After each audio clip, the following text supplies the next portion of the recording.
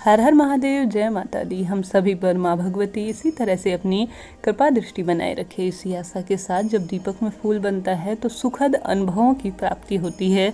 भगवान जो है हमारी पूजा स्वीकार कर रहे हैं, उसका कहीं ना कहीं प्रत्यक्ष व अप्रत्यक्ष रूप से हमें लाभ मिलेगा। भगवान हमारे लिए मार्ग प्रशस्त कर रहे हैं और साथ ही हमारी पूजा मान्य कर रहे हैं। बहुत मन प्रफुल्लित होता है जब दीपक में फूल बन जाता है। ऐसे में सवाल आता है कि इस दिव्य वस्तु का जब यह दीपक में फूल जो है बन जाता है, भगवान जो है हमें सब अलग अलग आकृतियों के संकेत देते हैं। कभी चांद की सी आकृति बनती है, कभी कमल के फूल की सी, कभी त्रिशूल या अन्य आकृतियाँ। सबका अपना अपना जिस रूप में भगवान देते हैं दर्शन, उसी रूप में हम सभी को अनुभूति कराते हैं। ऐसे में इस दिव्य वस्तु का जो कि हमें कभी कभी ही प्राप्त हो पाती है, क्या करना चाहिए इसका सही उपयोग, जो कि हमारे घर पर ही इसकी दिव्य शक्तियाँ रहे और हमारे घर परिवार पर भगवान की हमेशा कृपा बनी रहे। ऐसा हम क्या कार्य करें? सबसे पहले दीपक में जब फूल बनता है, जब फूल अपने पूर्ण रूप में हो जाता है और हम सभी को प्राप्त होता है, तो हम सभी को क्या करना चाहिए? उसे किसी कटोरी में निकाल कर रख लेना चाहिए, क्योंकि प्रतिदिन जो है दीपक साफ होता है, नई बत्ती उस पर लगाई जाती है, नया घी इत्यादि उस पर डाला जाता है और भगवान की पूजा की जाती है। उस फूल को जो हमें प्रसाद के रूप में भगवान ने दिया है, उसे आप एक कटोरी में रख लें। आप चाहें तो इसे थोड़ा सा प्रसाद के रूप में खा भी सकते हैं। आपने कई धाम जैसे बुटाटी धाम इत्यादि या बड़े बड़े संतों महात्मा लोग जो है, हम सभी को इसे एक राख या अन्य तरह से प्रसाद के रूप में प्राचीन काल से ही दिया करते थे। हम लोग उसे ग्रहण भी करते थे। बात होती है सच्ची आस्था, प्रभु के प्रति विश्वास और भगवान के संकेतों की। कई लोग जो हैं इस प्रसाद को थोड़ा सा ही सही स्वयं भी ग्रहण कर लेते हैं और जो अपने परिवार के जो सदस्य जो इसे खाने में सक्षम हो, इच्छुक हो, ज़्यादा नहीं थोड़ा सा प्रसाद के रूप में खा सकते हैं। क्योंकि सबसे पहला उपयोग यह हो गया इसका, क्योंकि इसमें मंत्रों की शक्ति होती है, भगवान की दिव्य ऊर्जा होती है और हमारे जो सत्कर्म है उनका फल होता है। तो इसे हमारे आसपास हमारे घर पर ही इसका प्रभाव रहे तो बेहद उत्तम है।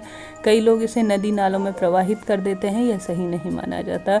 साथ ही इस वस्तु का आपको एक कटोरी में रखकर उस पर थोड़ा सा देसी घी मिलाकर या कोई भी आप तेल इत्यादि जो यूज़ करते हैं वह मिलाकर कान के पीछे लगा सकते हैं अपने बच्चों का। यह नज़र दोष को भी दूर करता है और अपने बालों पर भी थोड़ा सा लगा सकते हैं। घर से बाहर निकलें तो बहुत अच्छा इसका इस्तेमाल होगा। आपके चारों तरफ जो है भगवान की छाया बनी रहेगी, एक सुरक्षा कवच के रूप में रहेगा। अपनी छाती के इसे लगा सकते हैं जब भी घर से बाहर निकले, या रोज़ भी इसे लगा सकते हैं। भगवान की अनुभूति आपके शरीर पर ही रहेगी। इसके साथ ही अपने तिलक के रूप में भी लगा सकते हैं। अलग अलग इसका इस्तेमाल हो सकता है, आप जैसे चाहें इसे कर सकते हैं, परंतु यह दिव्य वस्तु अपने आसपास ही रहे तो बेहद उत्तम है। बहुत अधिक मात्रा में इकट्ठी हो जाए तो इस तरह से कर सकते हैं। एक कटोरे में लेकर इसमें कुछ हवन इत्यादि की सामग्री डालकर या कपूर इत्यादि डालकर दोबारा से इसे जो है जलाकर राख के रूप में बनाकर अपने गमले में डाल सकते हैं, क्योंकि यह वस्तु दिव्य है। ऐसे में अपने घर पर ही रहे, अपने गमले में ही रहे और अपनी जो खेत खलियान है उस पर ही रहे तो रात दुगनी और 4 गुनी होती वृद्धि हर चीज़ में होती चली जाएगी। क्योंकि घर से बाहर जाएगी तो इसका प्रभाव कहीं ना कहीं कम होता चला जाएगा। आप अपने लॉन या अपने गमले इत्यादि में इसे राख के रूप में प्रवर्तित करके, खाद के रूप में प्रवर्तित करके फल के रूप में स्वयं आपके पेट में जाएगा। कहने का अर्थ है सब्जियां इत्यादि उगती हैं तो प्रभु का आशीर्वाद हमारे आसपास ही रहेगा। कहीं गलत पैर इत्यादि में इसका ऐसे ही अज्ञानतावश इसे पैर वैर में ना आने दे। कहने का अर्थ है ऐसे ही ना फेंके, क्योंकि जो यह चीज़ें हैं यह पैरों में भी आ जाती हैं कभी कभी अनजानवश, तो पाप का भागीदार बनना पड़ता है। तो जहाँ तक संभव हो, आपके घर का लॉन इत्यादि हो या कुछ भी ऐसी जगह हो जहाँ पर पैर वगैरह ना पड़ता हो, ये 2 कार्य या 3 कार्य आप ऐसे करने में असमर्थ हैं तो गड्ढा इत्यादि खोदकर वहाँ पर भू विसर्जन कर सकते हैं। इस तरह से इस चीज़ का बेहद उपयोगी इस्तेमाल हो सकता है। इनमें से आप जिस तरह से भी इसका इस्तेमाल करना चाहते हैं, जैसे भी भगवान को अपने आसपास रखना चाहते हैं उस तरह से रख सकते हैं। वीडियो हेल्पफुल रही हो तो हर हर महादेव लिखना ना भूलें। जय माता दी।